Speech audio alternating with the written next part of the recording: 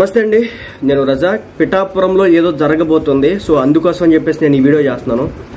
పిఠాపురం విషయంకి వచ్చేప్పటికి ఏం జరుగుతుందంటే, రేపు 10వ తారీఖున పవన్ కళ్యాణ్ గారు వచ్చేసి పిఠాపురంలో పొద్దున్న సాయంత్రం దగ్గర నుంచి సాయంత్రం వరకు రోడ్ షో చేయబోతున్నారు. బాగుంది. లెక్క ప్రకారం రేపటి రోజున అంటే మే 10వ తారీఖున జగన్మోహన్ రెడ్డి గారి సభలు పిఠాపురంలో జరగాల్సి ఉంది. ఆయన ఫైనల్ మీటింగ్స్ వచ్చేసి ఆ రోజు జరగాల్సి ఉంది. కానీ ఆ రోజు క్యాన్సిల్ చేసుకున్నారు. 10వ తారీఖు మే నెల అంటే రేపటి రోజున క్యాన్సిల్ చేసుకుని దాన్ని పోస్ట్ పోన్ చేసుకుని 11వ తారీఖు చేయడం అయితే జరుగుతుంది. సో ప్రతి ఒక్క జనసేన పార్టీ కార్యకర్త జాగ్రత్తగా ఉండండి. ఏం జరగబోతుందో మనకు తెలియదు. లాస్ట్ మినిట్లో మీరు చూడండి, 170 నియోజకవర్గాల్లో ఆ మూలన్న పెట్టుకోవచ్చు, ఈ మూలన్న పెట్టుకోవచ్చు. అంటే శ్రీకాకుళం ఉత్తరాంధ్ర సైడ్ అన్న పెట్టుకోవచ్చు, లేదా రాయలసీమ అయినా పెట్టుకోవచ్చు. కానీ జగన్మోహన్ రెడ్డి మాత్రం కావాలని చెప్పేసి పిఠాపురంలో పెట్టుకున్నాడు సభని. అంటే ఏదో కాన్స్పిరసీ ఉంది, జాగ్రత్తగా ఉండాలి.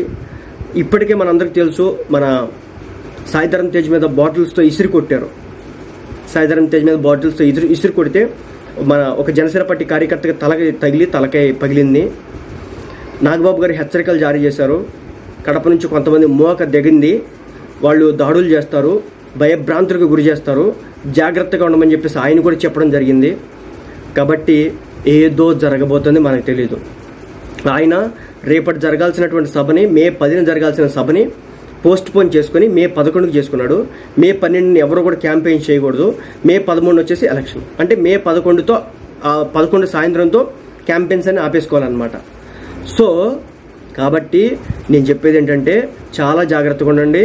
ఏదైనా తేడా జరుగుతుంటే వీడియోలు తీయండి, నిశ్చితంగా పరిశీలించండి, సోషల్ మీడియాలో యాక్టివ్గా ఉండండి. కుదిరితే అక్కడ ఏదైనా తేడాగా జరిగితే కానీ ప్రతి వీడియోని సోషల్ మీడియా ద్వారా పోస్ట్ చేసి, ట్విట్టర్లో కానివ్వండి, ఫేస్బుక్లో కానివ్వండి, మీ అకౌంట్స్ ద్వారా పోస్ట్ చేయండి.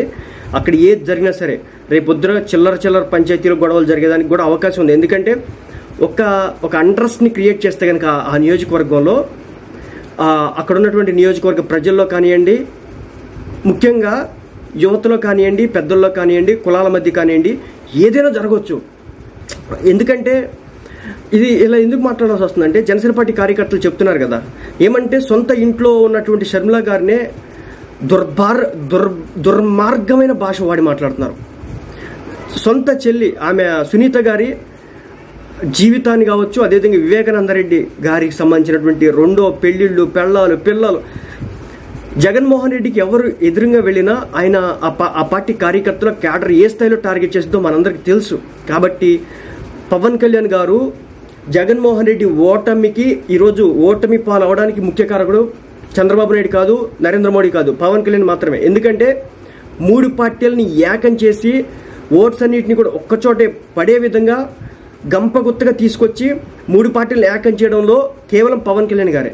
మీకు తెలుసో లేదో, పవన్ కళ్యాణ్ గారు డిమాండ్ చేస్తే 40 టికెట్లని తీసుకోగలడు. కానీ అలా చేయకుండా, అంటే 1% ఓట్ పర్సెంట్ ఉన్నటువంటి బీజేపీకి 10 టికెట్లు ఇప్పించాడు. అంటే అర్థం చేసుకోండి పవన్ కళ్యాణ్ ఈ పొత్తులో ఎలాంటి క్రూషియల్ రోల్ ప్లే చేశాడు అనేది.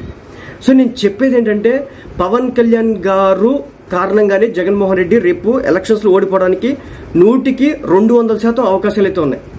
కాబట్టి మరి పవన్ కళ్యాణ్ మీద రివెంజ్లు ఉంటాయి. ఇష్టం వచ్చినట్టు ఆయన బ్లేడులతో దాడులు చేశారు, అది చేశారు. కాబట్టి నేను చెప్పేది ఏంటంటే రేపొద్దున జాగ్రత్తగా ఉండండి. రేపు 11వ తారీఖున ఏవేవో జరగబోతుంటాయి. కాబట్టి నిశితంగా పరిశీలించండి. ఏదైనా తేడా జరిగితే కనుక ఎలక్షన్ కమిషన్కి చెప్పండి, పోలీసులకు చెప్పండి. మీ చుట్టూ ఉన్నటువంటి ప్రతి ప్రాంతాన్ని పరిశీలిస్తూ ఉండండి. ఏవైనా జరగవచ్చు. మళ్ళీ చెప్తున్నా. సో రేపటి క్యాంపెయిన్ని జగన్మోహన్ రెడ్డి క్యాన్సిల్ చేసుకుని నెక్స్ట్ డేకి పోస్ట్ పోన్ చేసుకోవడం జరిగిందనమాట, మే 11కి. కాబట్టి జాగ్రత్తగా ఉండండి, చాలా జాగ్రత్తగా ఉండండి.